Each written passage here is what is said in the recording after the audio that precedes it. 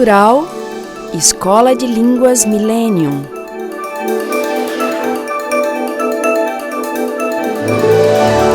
Proton Editora.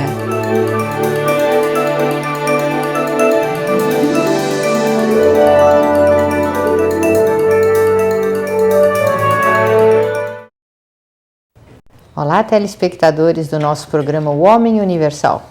Estamos com os senhores mais uma vez para lhes ofertar esses conhecimentos tão importantes da ciência trilógica ou da psicossociopatologia, elaborada por Norberto Kepp, psicanalista, criador da Sociedade de Psicanálise Integral.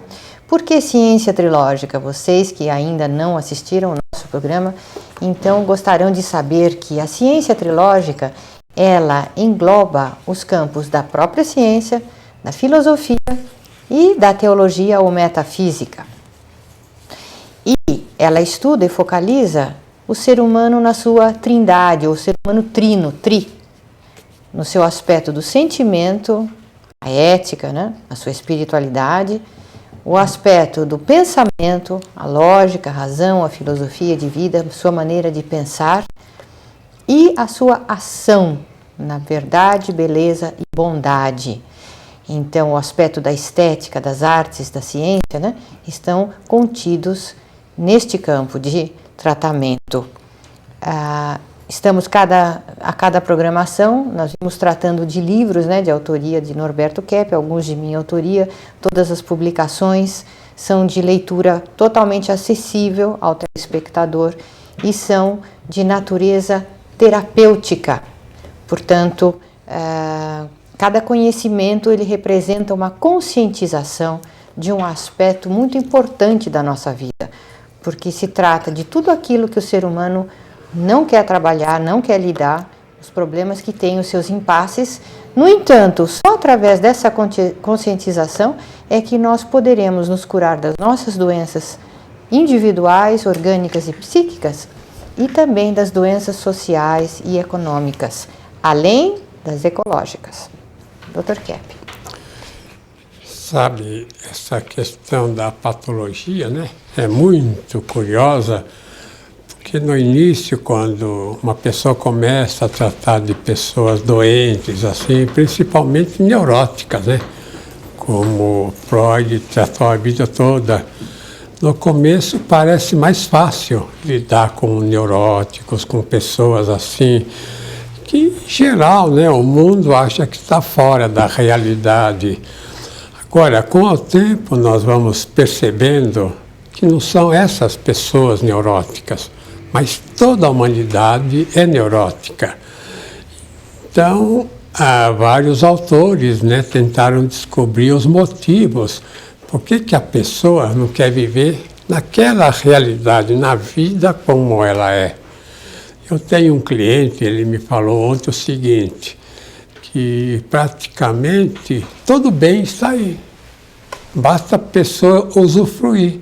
Mas por que ela, quando fala a pessoa, de falar a humanidade, não quer ficar naquilo que existe?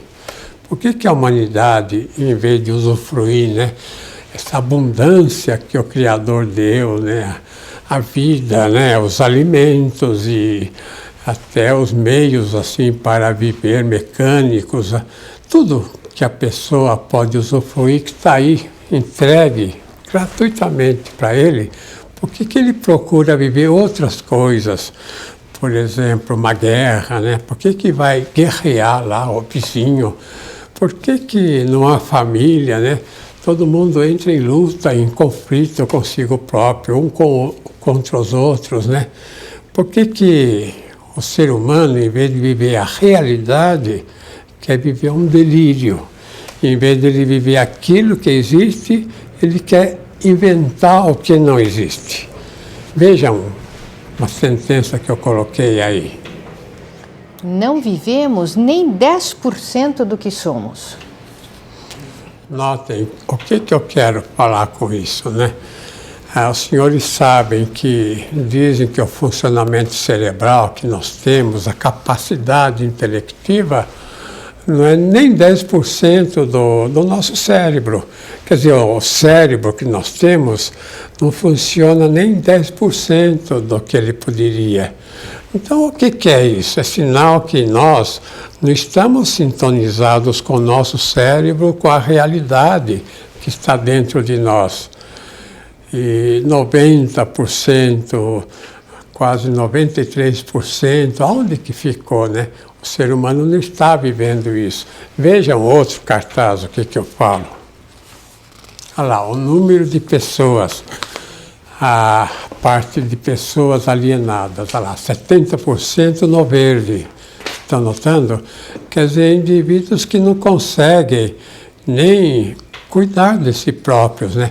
Não consegue cuidar da própria profissão, da família, não consegue nem deles próprios, né? Não consegue sobreviver quase. Precisa outros sobreviverem, fazerem a sobrevivência dele para, como criança, se não tiver acompanhamento, orientação, eles perecem. Então veja, só 10% lá em cima no branco é que são pessoas mais conscientes, mas mesmo essas pessoas assim, conscientes, elas têm muito de delírio também. Então vejam, nós estamos realmente numa situação terrível, né? Numa situação trágica. Veja no mesmo cartaz, a mesma figura, o restante. Lá 20% é constituído de pessoas conscientes e inconscientes. Então, vamos dizer, 90% da população é fora da realidade. Agora, vejam a sentença seguinte. Não temos ideia da maior parte do que somos. Eu quero falar o seguinte, que, em geral, nós não temos uma visão de como a gente é na realidade, de toda a possibilidade de entendimento, a parte do afeto. Nós não temos, assim, o alcance suficiente nem para entender a nós próprios. É por isso que existe enorme dependência do ser humano, da sociedade, dos políticos, dos advogados, dos médicos, dos religiosos. Agora, na nossa opinião, que aliás nós tiramos de Freud, a gente tem a ideia também que Freud, ele observou, né, que a inveja seria, isso a gente também acha, o pecado original, que o pecado original é o processo de inveja no qual o ser humano não quer o bem. Na inveja, o que acontece? O ser humano não quer o bem não só do outro, do mundo, do próximo. Ele tem raiva do que é bom, mas ele não percebe. Mas ele também não quer o bem para ele próprio. Veja um cartaz. Veja lá em cima. O maior estorvo para o ser humano é a inversão que ele tem, ocasionada pela inveja. Em primeiro lugar, né? O ser humano vê o sofrimento como um bem. Notem essa questão, como é interessante. Geralmente as pessoas religiosas acham que Deus quer que a pessoa viva numa cruz. É claro que é aquela questão da Bíblia, né? Que tem que carregar a própria cruz, quer dizer, tem que carregar os próprios problemas, né? Que carregando a si próprio, se cada um carregar a si próprio, é um sofrimento muito grande, porque o ser humano é um desastre, né? Como nós sabemos. Veja em segundo lugar. Vê no lazer uma grande vantagem. Então, se o indivíduo vê, por exemplo, na realidade, uma coisa tremenda, é porque ele pensa que isso quem trouxe foi a natureza, que todos devem sofrer assim os desconfortos da natureza, como esses furacões, né, terremotos, vulcões, tremores de terra, essa coisa toda, vendavais. E não que isso é o resultado da atitude do ser humano invertida, a devastação de floresta, a poluição das águas dos mares, né? Portanto, dos ares, a poluição da própria terra. Então aí não é a natureza, né? Não é o Criador que trouxe para o ser humano. O Criador trouxe um paraíso, e o ser humano não quer o paraíso. Ele quer praticamente uma devastação do planeta dele, o inferno, né? Depois se queixa. Veja em terceiro lugar. Vê só no descanso o bem-estar. Em seguida, né? Vê no roubo um benefício. Então, a pessoa vê no trabalho, de fato o trabalho é difícil, principalmente se o trabalho é organizado para enriquecer os outros, para levar o bem só para os outros, e a pessoa ganha mal, não consegue usufruir como deveria. Então o que acontece, né? A pessoa começa a pensar em roubar. Ele pensa que aquele que tem mais tem um milhão, uma vida maravilhosa. Então pensa em ser milionário também através do roubo. Depois veja em seguida. Na mentira, o desenvolvimento. Na avareza, né? O lucro. No egoísmo, Algo maravilhoso. no trabalho, Uma peste. no corpo, né? Uma tralha. Bom, eu li depressa porque não iria dar tempo de desenvolver todos, mas eu quero dizer isso, né? Que pela inversão, o ser humano não quer o bem. Então ele se inverteu, ele quer o mal. Mas falando isso, os ouvintes aí, os telespectadores, vão dizer, mas como? Eu não quero o mal para mim. É claro que não quer o mal direto, mas por causa da inversão e sem perceber, acaba fazendo mal. Então, por exemplo, a pessoa está tudo bem, de repente tem uma ideia e encapeta, né? Fica furioso, a pessoa fica furiosa e começa a atacar os outros. Então, a pessoa aceitou uma ideia ruim. Então, a pessoa pode dizer, mas isso vem de ser espiritual, de um demônio. Ué, mas se vem, por que aceitou, né? O que o mau espírito falou? Ou então uma outra pessoa fez intriga, acredita. Pá, por que aceitou a intriga do outro? Compreende? Então o ser humano, ele não quer se elevar, né? Não quer viver uma vida elevada, uma vida realista como ela é. O ser humano sempre desce. Por quê? Porque ele não quer o bem. Ele é mais apegado ao mal. Então vejam um cartaz que eu pus aí. A psicopatologia é o baldado esforço de querer criar o que jamais poderia existir. Então, se a pessoa não quer o bem, se a pessoa quer uma vida diferente do que aquela que a verdadeira vida pode fornecer a realidade, então ela quer viver uma vida impossível de haver. E isso causa um grande problema para ela, um grande sofrimento. Por exemplo, Dr. Kepp, na prática, só rapidamente, a pessoa gostaria de poder ficar em viagens, jogando, bebendo, se drogando, fumando, sem trabalhar, em praias, como se isso fosse possível existir. A maior parte quer isso. Gostaria, Maria, poder realizar o que jamais poderia existir, porque isso é uma negação da verdadeira vida. Então, Isso. retornamos já.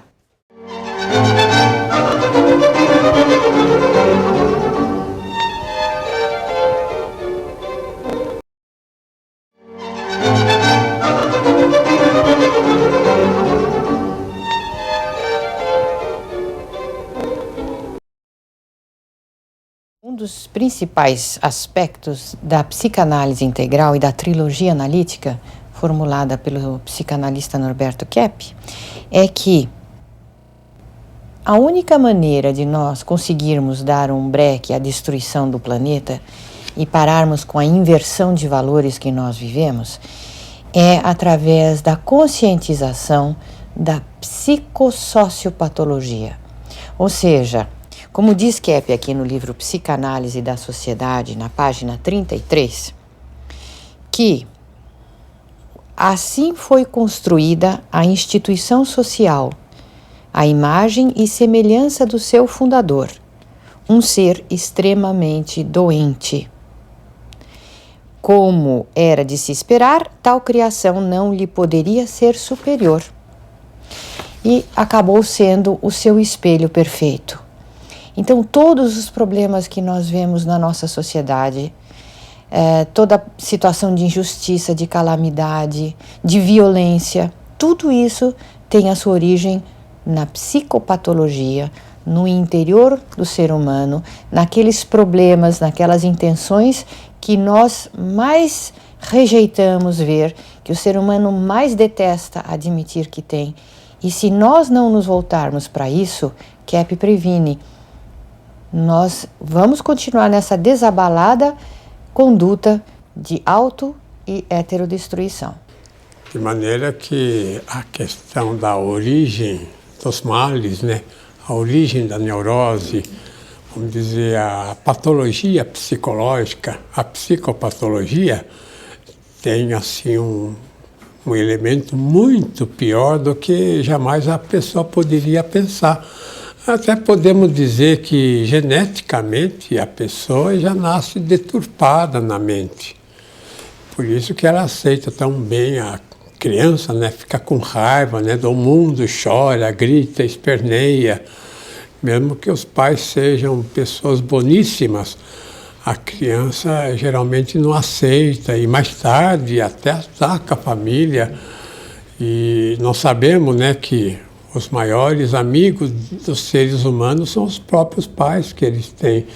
E se o ser humano não aceita os próprios pais, eles não vão aceitar ninguém.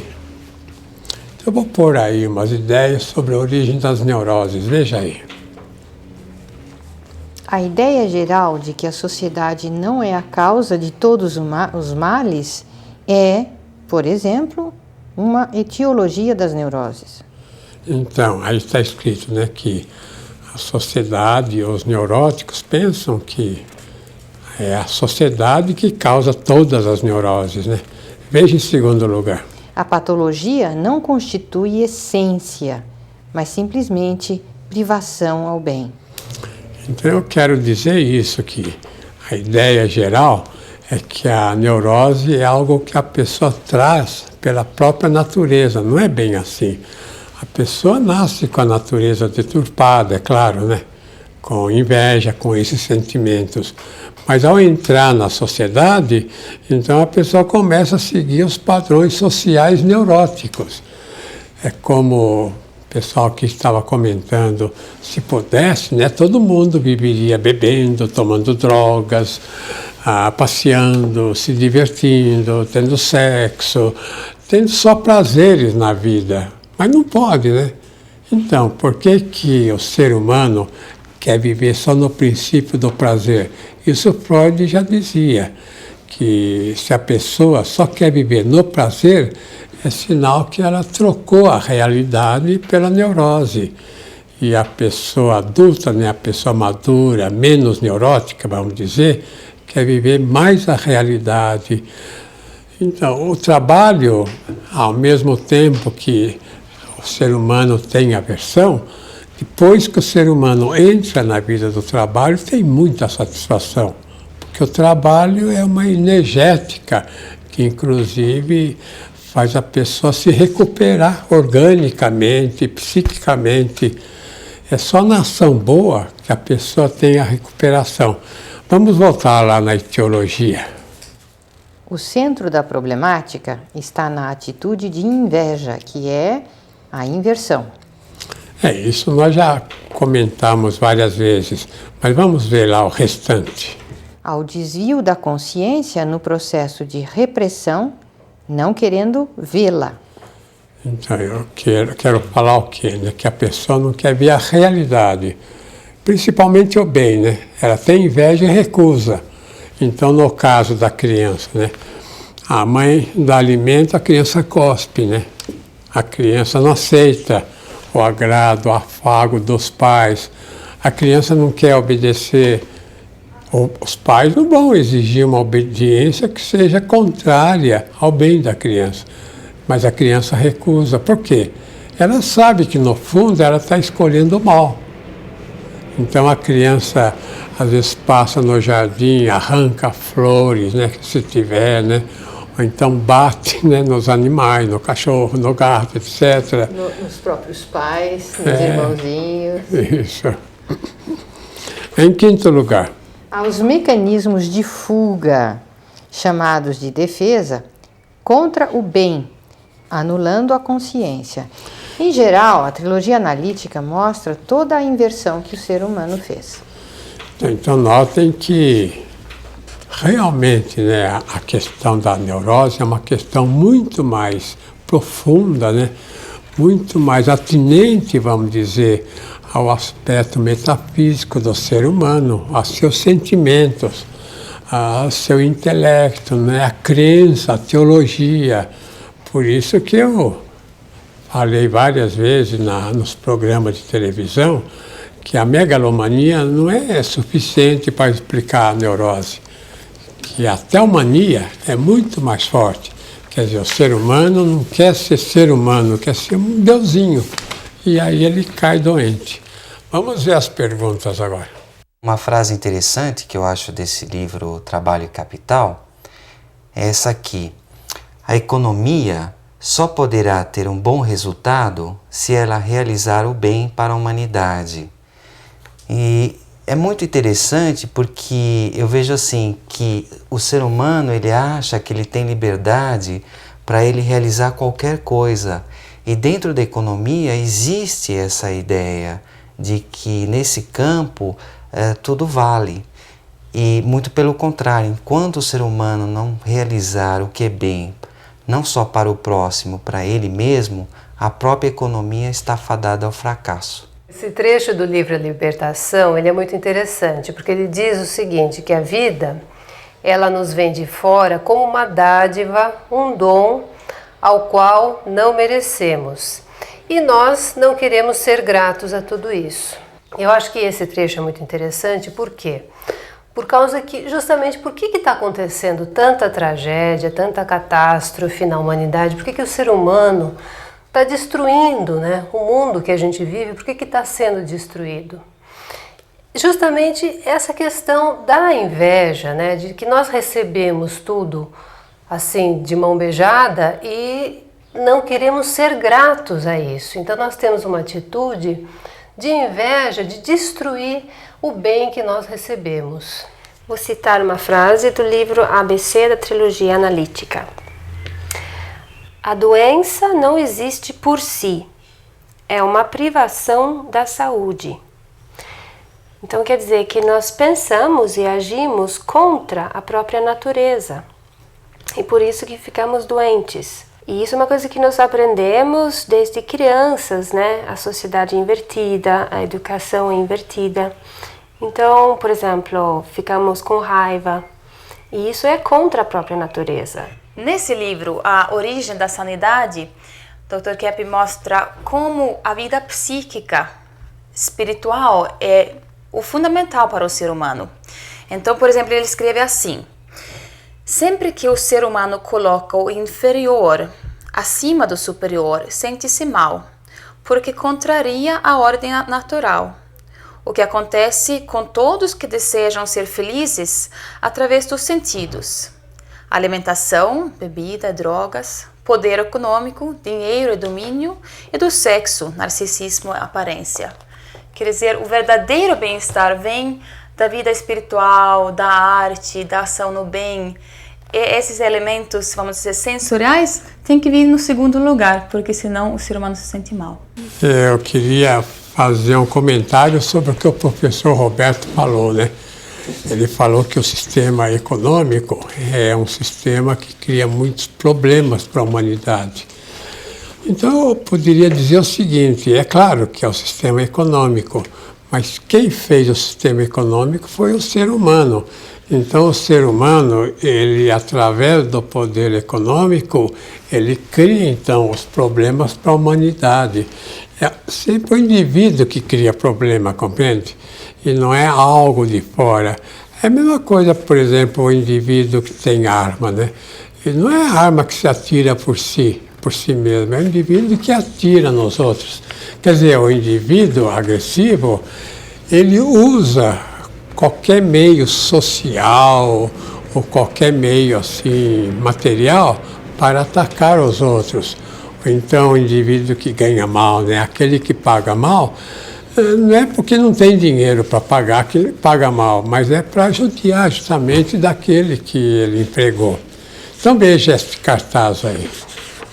Os sistemas econômicos sociais constituem a maior ilusão da humanidade. Notem isso. Então a humanidade colocou a razão da vida no sistema econômico social. Então todo mundo pensa, se eu for milionário, eu vou judiar o outro também. E não se contenta em ganhar o que ganha, compreende? A pessoa não quer se contentar com a vida que tem. Então veja o último cartaz deste bloco. O ser humano só tem o bem que ele não estragou. Então, notem que o ser humano tem tudo o que precisa. Ele reclama do quê, né? Os senhores que nos ouvem, os senhores não têm tudo? Quem tem uma televisão, principalmente a cabo, tem tudo. Tem mais do que deveria ter, quase. Então, por que reclama da vida, né? É porque não consegue estragar, inclusive, aquilo que tem. E o que tem não consegue usufruir. Isso. Por causa da inveja. Isso. Então, retornamos dentro de instantes.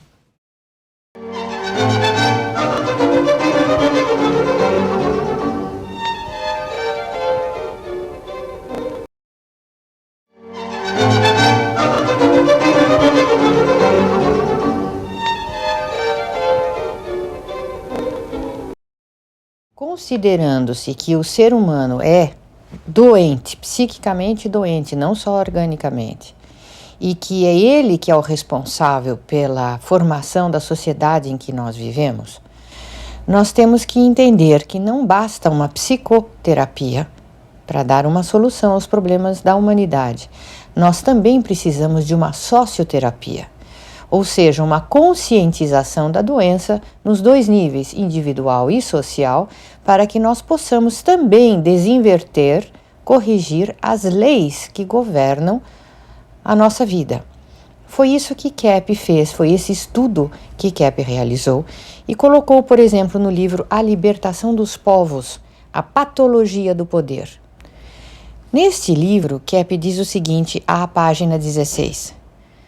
O poder deveria ser igual ao de Deus, que o usa no sentido de criar o bem, o que é certo e bonito. Estou dizendo que tem de existir o poder, mas não como está sendo usado, no sentido de colocar o ser humano numa situação de escravidão do poder econômico, social. Inclusive o poder político, como Keppe menciona neste livro, está totalmente atado, aprisionado na corrupção do poder econômico. Portanto, o ser humano passou a viver a serviço do capital e não o dinheiro servindo o ser humano para que ele possa proporcionar uma melhor qualidade de vida e aonde ele desenvolva os seus aspectos que lhe são mais característicos, que seria o aspecto da estética, da beleza, da ação boa, do amor e da verdadeira razão e do verdadeiro conhecimento. Eu gostaria de explicar o seguinte, que essa questão do sim e do não, né? Que aquele famoso, eu considero que foi o maior pensador que a humanidade teve, o Platão, essa questão que ele colocou, né? Dessa dualidade, que o ser humano tem que viver o sim e o não, o que existe com o que não existe, o bem e o mal, que tudo faz parte da vida. Essa questão é que trouxe praticamente todos os problemas da humanidade. Agora, nós seguimos uma ideia diferente, que o mal, que o não, é uma privação ao sim.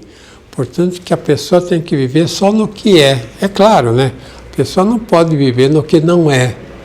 Agora, mesmo que Platão tenha sido o maior pensador, o que deu junto com ele era o mestre dele era o Sócrates, com o mestre dele, o grande desenvolvimento da civilização, o começo da verdadeira cultura, ele cometeu esse erro.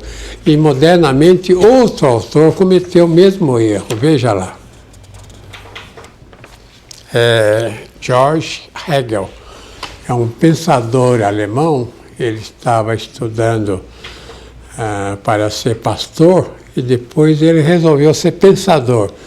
Ele fez aquela ideia tese, antitese e síntese, né? Como se unindo ao que existe com o que não existe, antítese e antitese, para criar, então, o terceiro elemento.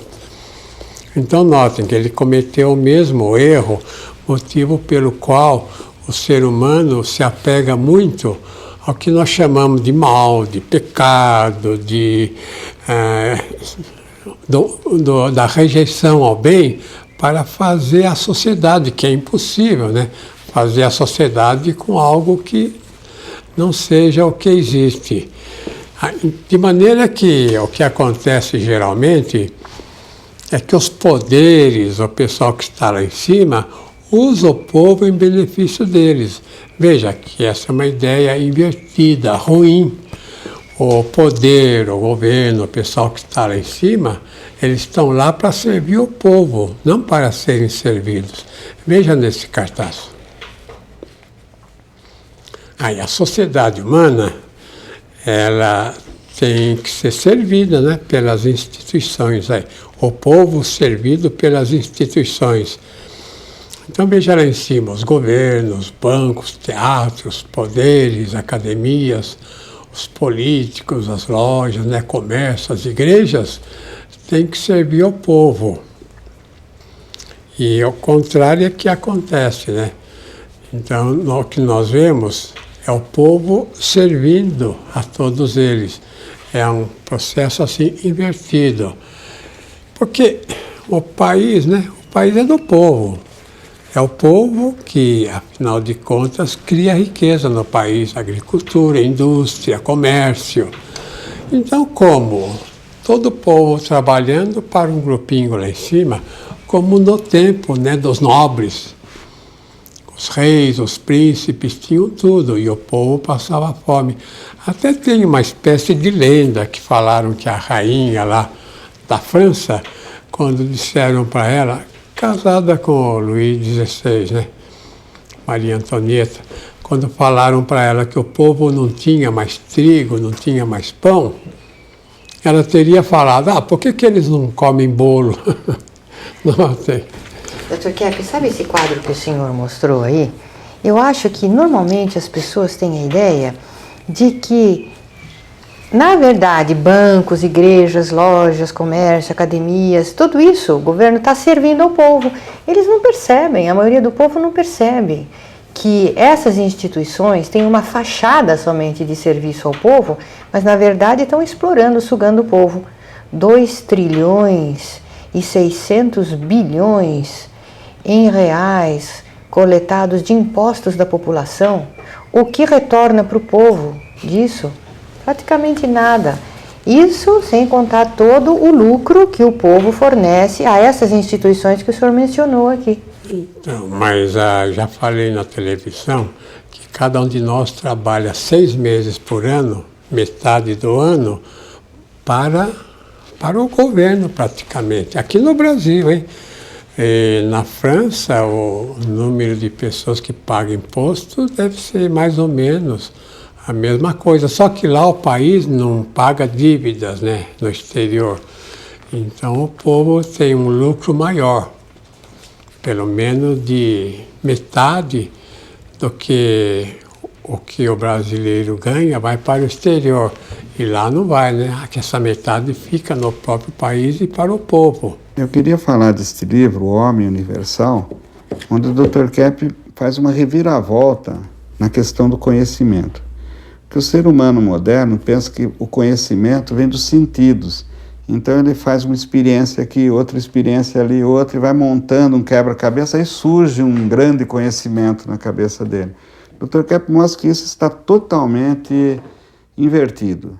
Que, na verdade, o conhecimento já surge de forma total no interior do ser humano. Nós já temos, vamos dizer, a verdade, assim, no nosso interior. E é uma questão de aceitar ou não. E a patologia surge quando a pessoa nega aquilo que ela já sabe. E é aí que ela fica doente. Aqui no livro Homem Interior, Dr. Kepp escreve uma frase. O bem só existe através da prática da ação boa. sendo que a consciência do mal só advém dessa conduta boa.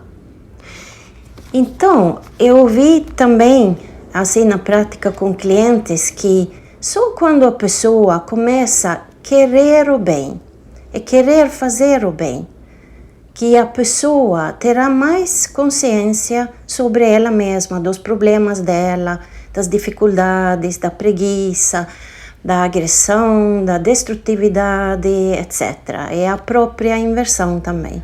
Eu queria ler um aforismo deste livro do Norberto Keppe, Terra, o planeta ilusório.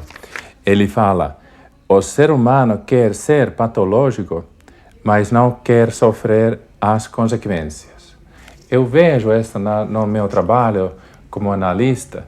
Por exemplo, tenho alguns clientes que usam drogas, mas não queriam largar esse uso de drogas, mesmo que eles veem que todo uso leva para consequências desastrosas na vida. Bom, algo que eu sempre admirei na ciência trilógica é esse aspecto muito prático, que pode ser aplicado em qualquer setor. Aqui, por exemplo, no livro Metafísica 3, Dr. Keppe escreve a respeito da questão da espiritualidade. Como pode o homem distinguir uma mensagem boa de outra ruim, se os espíritos que as transmitem têm uma capacidade muito maior de pensamento e emoção? O único meio é perceber o que irá resultar dessa escolha. Então, o que isso significa? Que nós temos que avaliar os resultados daquilo que nós sentimos, pensamos e das nossas atitudes, ver lá na frente o que acontece. Porque se está gerando mal-estar, pessimismo, vingança, sentimentos negativos, então nós estamos agindo, pensando e sentindo contra a nossa verdadeira natureza.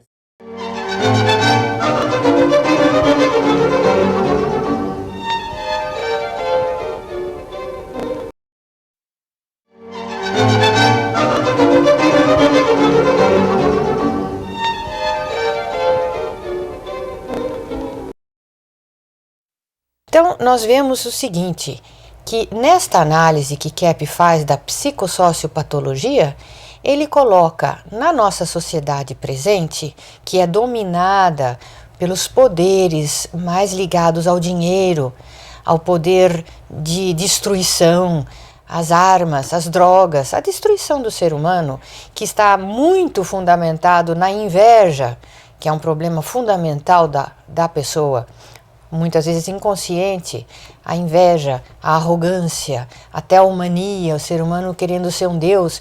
Então ele criou uma sociedade completamente hostil à vida no planeta. Keppe coloca 2 pontos neste livro, Trabalho e Capital, cuja edição primeira foi feita na Inglaterra, né? Temos também em português esse livro, Trabalho e Capital. Aqui ele coloca 2 pontos fundamentais que precisam ser corrigidos para uma economia trilógica ou um caminho mais adequado ao ser humano, para retomar o seu desenvolvimento, que é a abolição total da especulação. Dinheiro não pode fazer dinheiro. O trabalho somente é que pode gerar a riqueza para o ser humano. E segundo, um fim à exploração do homem pelo homem, onde leis impeçam que o homem seja escravizado. Em empresas, por exemplo, onde somente os que trabalham nas empresas é que podem participar dos seus lucros. Isso que Keppe coloca na economia traz um enorme desenvolvimento, um enorme enriquecimento, porque o ser humano pela primeira vez vai passar a ver vantagem no trabalho. E não somente um motivo de dor, de cansaço, de aprisionamento e até mesmo de grande estresse, né? De grande preocupação. Pela primeira vez o homem percebe que o trabalho é um enorme benefício para si mesmo. Eu vou expor aqui agora, como já expus outras vezes, uma ideia contrária à de Sócrates, né? Sócrates dizia o seguinte, que o ser humano ele só gosta daquilo que ele conhece, ou então que ele só gosta daquilo que ele aceitou conhecer. E nós dizemos ao contrário, que o amor, né, o afeto, é que leva o ser humano ao verdadeiro conhecimento. Sem amor, sem afeto, o ser humano geralmente não pode conhecer quase nada. Então veja essa sentença. Você vive realmente só o que ama. Então, notem que a questão é, por exemplo, o trabalho, né? Se a pessoa aceita o trabalho, se esforça, ele acaba gostando do trabalho e tendo enorme desenvolvimento. Agora, a pessoa que não aceita, que não gosta do que faz, nunca ela vai entender que trabalho é aquele. Ou então o trabalho dos outros, né? Principalmente os trabalhos de grande importância. Veja na questão da medicina uma mudança muito grande que está havendo. E veja quem está contribuindo para isso. Peter Duisberg. Trabalha nos Estados Unidos, né? É. Então gostaria também de mostrar as ideias que ele está elaborando, né? Veja lá. A doença é uma alteração da energética. A doença, leia em primeiro lugar. Formada por moléculas de nucleoproteínas. Então, veja que a energética modificando, então o indivíduo ele tem uma mudança no núcleo, que quer dizer, na própria proteína que forma o núcleo. Tanto assim que tem alguns agentes, por exemplo, o tálio, ele engana a célula, né? Então ele se introduz como sendo uma proteína e a célula aceita, compreende? De maneira que aí desenvolve a doença. Eu estou dizendo isso, que o ser humano, ele aceitando uma ideia errônea, ele aceitando, vamos dizer, um sentimento ruim, uma raiva, porque as pessoas doentes são pessoas muito raivosas, né? Tem muita raiva. Aí o corpo sente, porque entram pensamentos errôneos, sentimentos errôneos, e a pessoa ataca o próprio corpo. Veja em segundo lugar. A maioria, no caso da maioria das doenças, a doença atravessa os filtros bacteriológicos, logo não tem existência por si. Notem, né, que ele não fala em bacilo, né? Porque, por exemplo, bacilo de Koch, né? No ar está cheio de bacilo de Koch. Então, por que todos não ficam tuberculosos? Porque só alguns adquirem a tuberculose. Então, outra doença qualquer. É porque a imunologia enfraquece, não por uma questão de bactéria, mas o organismo se enfraquece e aí cede no desequilíbrio e a pessoa adquire não só doenças bacteriológicas, mas viróticas que não têm bactérias. Veja em terceiro lugar. Bom, por exemplo, no caso das doenças retrovirais, a célula hospedeira cria novas cópias, né? Daquele DNA patológico. Porque o corpo praticamente não tem mais força para resistir, então o sistema celular se enfraquece e aquele tipo de deformação celular atinge as outras células. Veja em quarto lugar. A célula doente é tomada pela força eletrostática. Bom, aí é evidente, né, que a força elétrica, né, que muda, havendo uma alteração eletrostática, é claro, né, que todo organismo muda também. Agora, em quinto lugar. No câncer, precisa haver a força eletroquímica para haver a mutação celular. Veja, é uma ideia do Duisberg, né, que a questão do câncer, hoje em dia, quantas pessoas que aparecem, né, com um problema do CA, né? Por que motivo, né? Porque o organismo humano se enfraqueceu a tal ponto que, por si próprio, muda o sistema eletroquímico e aí a pessoa adoece. Veja em sexto lugar. Agora aqui já é uma ideia de Kepp, adaptada a essas descobertas, que as intenções desonestas cortam as enzimas do DNA, invertendo as células, dando origem energética às doenças. Que eu não tenho aqui a figura do DNA, porque são dois tipos, né, de hélice. Uma ao contrário da outra, né? Então, aí no caso da doença, quer dizer, o indivíduo, ele muda muito a maneira de pensar, então o organismo sofre uma mudança, então uma dessas hélices para, ou então toma uma outra direção. Ou então, no caso mesmo do perecimento da pessoa, se uma para, a pessoa perece, compreende? Então o indivíduo morre, vamos dizer, por causa de uma atitude mais assim, sociopatológica, uma atitude interna dele, uma atitude dele. Daí vem o perecimento. Agora, eu queria mostrar o processo de conhecimento, como se dá e como é recusado pela pessoa. Veja aí. Processo de conhecimento. De onde que vem, né? Em primeiro lugar, o conhecimento. Veja lá em cima. Do mundo espiritual. Depois, através da energia escalar, chega à intuição, ao raciocínio e o conhecimento, inclusive do mundo exterior.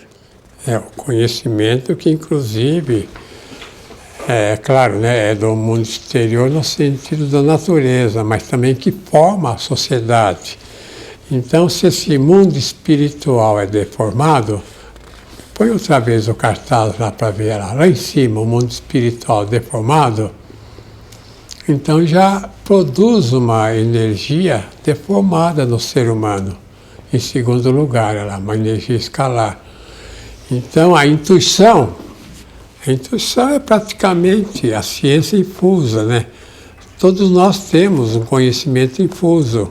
A gente não pode dizer que o indivíduo sabe ou então desconhece o bem e o mal, que ele não sabe o mal que ele faz, ou que ele não sabe que ele está numa certa ignorância, que precisa modificar, que precisa melhorar. O ser humano sabe disso, porque a intuição mostra isso. Mas aí, com a deformação sobre outra deformação, a pessoa segue um conhecimento errôneo. Depois vem o raciocínio, veja no esquema. E o conhecimento e depois a formação do mundo exterior. Os senhores notem, se os senhores comprarem o jornal, às vezes um jornal maçudo, né? Enorme.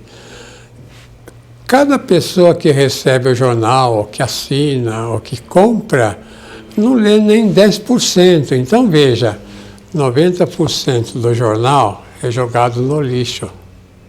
Então veja quantas árvores são cortadas por dia para fazer esses jornais enormes e tantos jornais.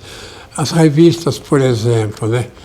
O que as revistas trazem não é nada profundo, é mais uma conversa assim superficial, meio hipócrita, né, sobre a sociedade. E quantas revistas por dia, né, não existem?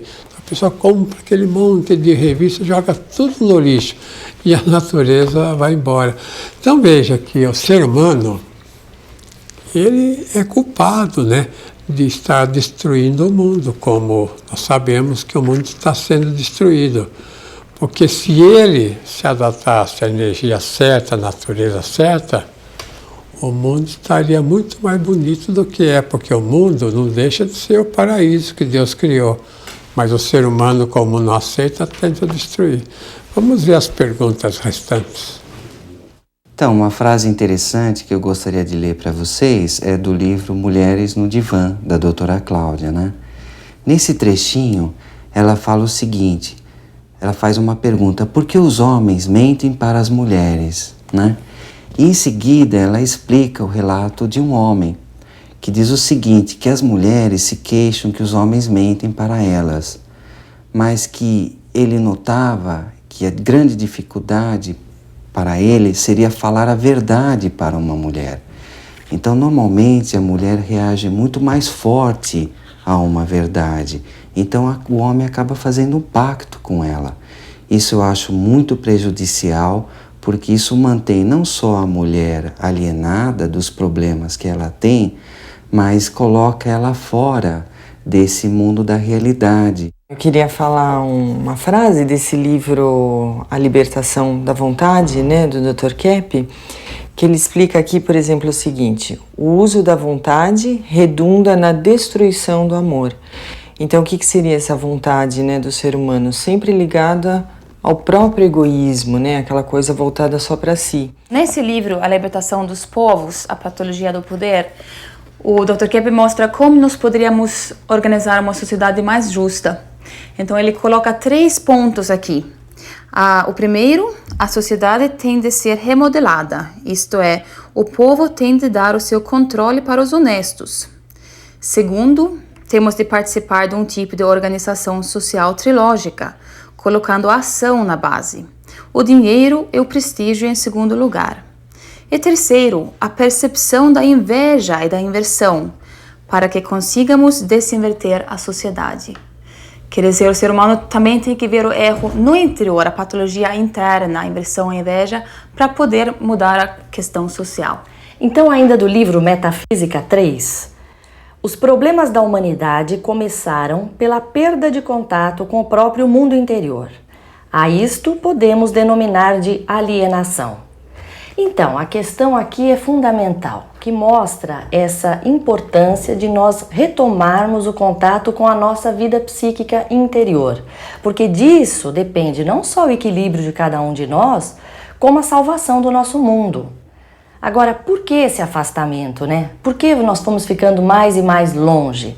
Porque lá dentro está cheio de más intenções, maus sentimentos, inveja, que nós preferimos não ver, não tratar, censurar e aí criando toda a série de problemas para a nossa vida. Gostaria de deixar aqui a última sentença a respeito do ser humano, né? Veja lá, Cláudia. O ser humano só tem o bem que realiza. Então, se o ser humano não fizer o bem, ele não tem nada. Se fizer, vai ter um bem enorme aqui e lá, no além. Então,